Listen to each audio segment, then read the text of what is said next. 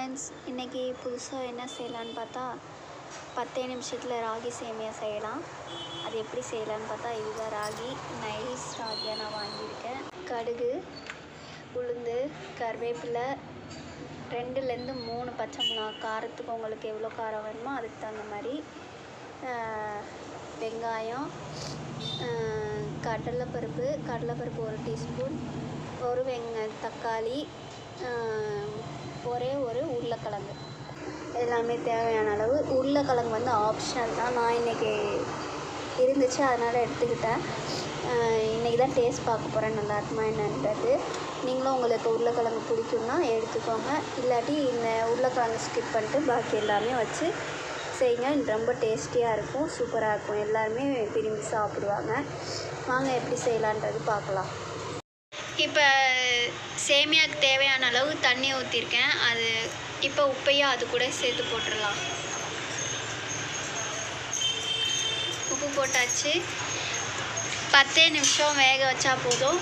ரொம்ப போட்டு வேக வச்சுருவேன்னா அப்புறம் வந்து களி மாதிரி ஆயிரும். இந்த தண்ணி கொதிச்சு வர அளவுக்கு மட்டும் வச்சுட்டு எடுத்துருங்க.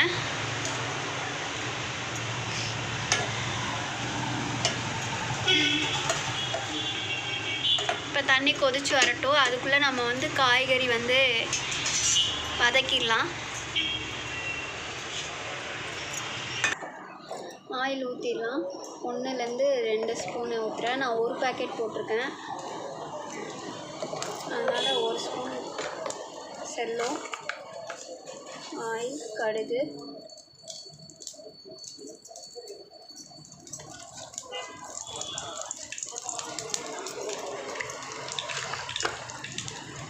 உளுந்து, கடலைப்பருப்பு,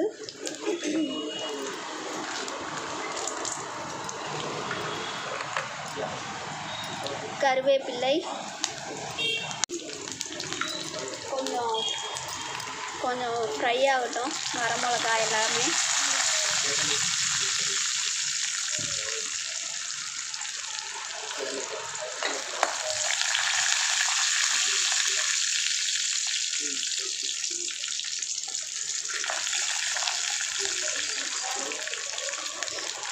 காயம் போட்டுக்கலாம்.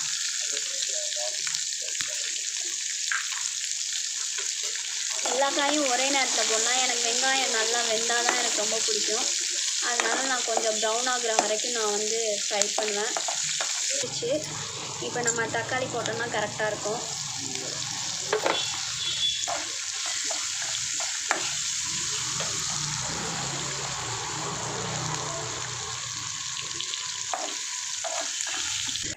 உருளைக்கிழங்கு போட்டுடலாம். இது வந்து நான் தான் போடுறேன், என்கிட்ட இருக்குது. நீங்கள் இல்லைனாலும் போட வேண்டாம். இது போடாட்டினா ரொம்ப டேஸ்ட்டாக இருக்கும். இது நான் போட்டு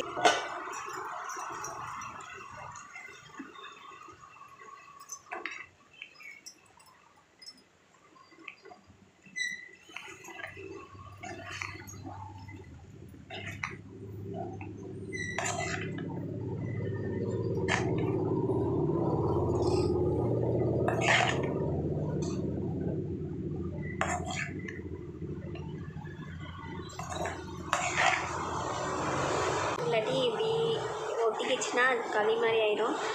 அதனால தான் இதில் தண்ணி ஊற்றாமல் நான் வந்து தனியாக வேக வச்சு வடிகட்டி போடுறேன். அப்படி போட்டிங்கன்னா உங்களுக்கு களி மாதிரி ஆகாது.